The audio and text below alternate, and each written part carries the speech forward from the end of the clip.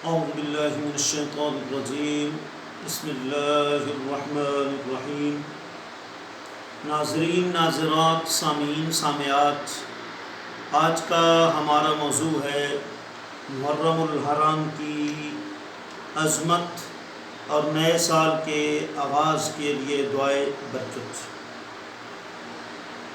آپ کو معلوم ہونا چاہیے کہ ہمارا اسلامی نیا سال، اس کا آغاز محرم الحرام سے ہوتا ہے، جنوری سے نہیں ہوتا۔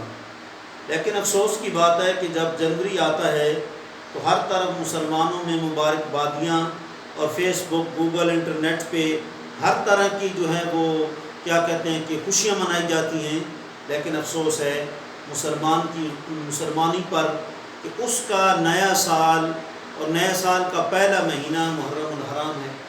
اسی طرح جشن آزادی پاکستان کی 23 ماہ رمضان کو الحمدللہ 27 ماہ رمضان کو پاکستان جو ہے وہ آزاد ہوا۔ اب جی 27 ماہ رمضان کو پاکستان آزاد ہوا، لیکن ہم 14 اگست کو مناتے ہیں۔ اور یہ بھی عجیب سسٹم ہے کہ تنخواہوں کے معاملات، بجٹ کے معاملات اسلامی مہینے کے مطابق نہیں ہوتے، انگریزی کلچر کے مطابق ہوتے ہیں۔ بل اللہ رب العزت فرماتا ہے ان عدت الشہور عند اللہ 12 شہرا فی کتاب اللہ، فرمایا جو مہینوں کی گنتی ہے اللہ کی کتاب میں، قرآن مجید میں، وہ 12 مہینے ہیں، اور 12 مہینوں میں سے محرم الحرام کو یہ اعزاز حاصل ہے کہ زمانہ جاہلیت کے اندر بھی اس مہینے کی اتنی تعظیم ہوتی تھی کہ اہل عرب اپنی تلواروں کو نیام میں ڈال کر بند کر کے رکھ دیتے تھے کہ ماہ محرم آ گئے، اس کی بڑی جو ہے وہ تعظیم ہے، بڑا اس کا احترام ہے۔ جی الحمدللہ ماہ محرم کو یہ اعزاز حاصل ہے کہ ہر دور میں اس کی تعظیم جو ہے وہ برقرار رہی ہے۔ محرم کا لفظ ہی حرمت سے بنا ہے۔ اس کو ماہ محرم کیوں کہتے ہیں؟ علامہ اسماعیل حقی رحمۃ اللہ تعالی علیہ تفسیر روح البیان کی 5ویں جلد صفحہ 420 پر فرماتے ہیں یحرم فیہ القتال ثم المحرم شہر الانبیاء ورأس السنۃ واحد اشہر الحرم۔ علامہ اسماعیل حقی فرماتے ہیں اس ماہ میں جنگ و جدال اور قتال حرام ہے، پھر محرم انبیاء کرام کا مہینہ ہے اور سال کا ابتدا ہے، یہ سال کا آغاز ہے۔ سال کا اختتام بھی قربانیوں پر ہے۔ ذوالحجہ شریف کے مہینے میں حضرت ابراہیم اور اسماعیل علیہ السلام کی قربانیاں واضح ہیں، اور اسلامی پہلا سال کا جو پہلا مہینہ ہے محرم الحرام، اس میں حضرت امام علی مقام، حضرت امام حسین رضی اللہ عنہ کی قربانیاں جو ہے وہ واضح ہیں۔ تو علامہ اسماعیل حقی رحمۃ اللہ تعالی علیہ فرماتے ہیں اس وجہ سے اس کو جو ہے وہ محرم کہتے ہیں۔ اور اس پر آپ نے پورا 12 مہینوں کا فارسی میں ایک شعر بھی ذکر فرمایا، چو محرم بگزرت آیت بنز تو سفر، پس ربیعین و جمادین و رجب آیت ببر، بعد شبان اسد و ماہ سوم و عید و ذیقادہ، بعد ازاں ذوالحجہ نام ماہ آیت بسر۔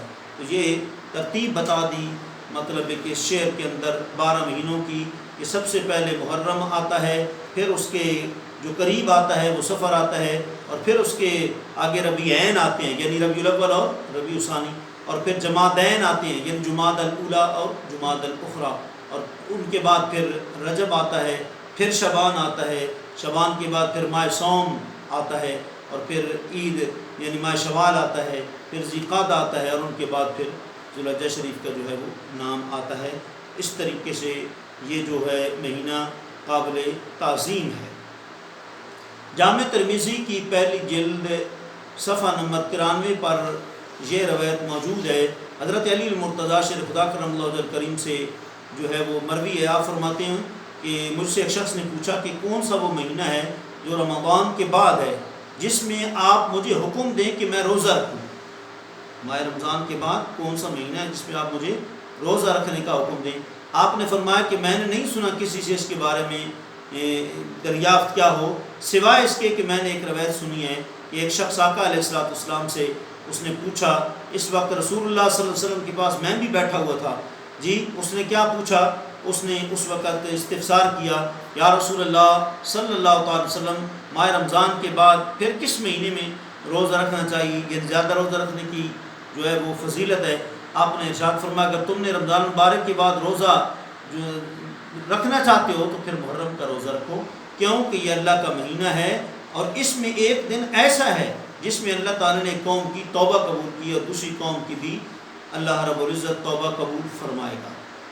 جی تو لہٰذا یہ جو ہے، اور ابو داؤد شریف کی پہلی جلد صفحہ 337 پر ہے، حضرت ابو ہریرہ رضی اللہ عنہ راوی ہیں، کہتے ہیں کہ آقا علیہ الصلوۃ والسلام فرمایا ماہ رمضان کے بعد سب سے زیادہ فضیلت والا روزہ اللہ تعالیٰ کے مہینہ محرم کا ہے، اور فرائض پنجگانہ نماز کے بعد سب سے شرف والی نماز نماز تہجد ہے۔ اب نیا سال آغاز ہوتا ہے تو اس کا کچھ اہتمام ہونا چاہیے، اس کی خیر و برکت کی دعا ہونی چاہیے، اس کے کچھ آداب ہونے چاہیے۔ ہم مسلمان ایسے گزار دیتے ہیں۔ دیکھ لیں یہ سال کے آغاز میں، اسلامی سال کے ماہ اول کا جب آغاز ہو تو یہ دعا پڑھنی چاہیے، اللہم انت الایدی القدیم وہذی سنۃ جدیدۃ اسألک فیہا العصمۃ من الشیطان واولیائہ والعون علی ہذہ النفس الامارۃ بالسوء والاشتغال بما یقربنی الیک یا کریم۔ مطلب اس کا یہ ہے کہ اے اللہ تو ہمیشہ رہنے والا قدیم ہے اور یہ نیا سال ہے، میں اس میں شیطان اور اس کے ساتھیوں سے بچاؤ کی تجھ سے دعا کرتا ہوں، اور جو برائی کا بہت زیادہ حکم دینے والے ہیں نفس کے مقابلے میں، اور ایسے اعمال میں مشغول ہونے میں جو مجھے تیرے قریب کر دیں، میں تیری مدد کا سوال کرتا ہوں، اے میرے مالک مہربان۔ اس دعا کی فضیلت یہ ہے کہ جو شخص محرم کے ابتدائی دنوں میں یہ دعا کرتا ہے تو شیطان کہتا ہے ہائے ہم اس سے نا امید ہو گئے۔ اللہ تعالیٰ اس دعا کے پڑھنے والے پر 2 فرشتے مقرر کر دیتا ہے جو اس سال اس کی نگہبانی جو ہے وہ کرتے رہتے ہیں۔ تو اللہ کریم کی بارگاہ میں دعا ہے اللہ ہمیں ماہ محرم تعظیم اور احترام کے ساتھ گزارنے کی توفیق نصیب فرمائے۔ وآخر دعوانا ان الحمد للہ رب العالمین۔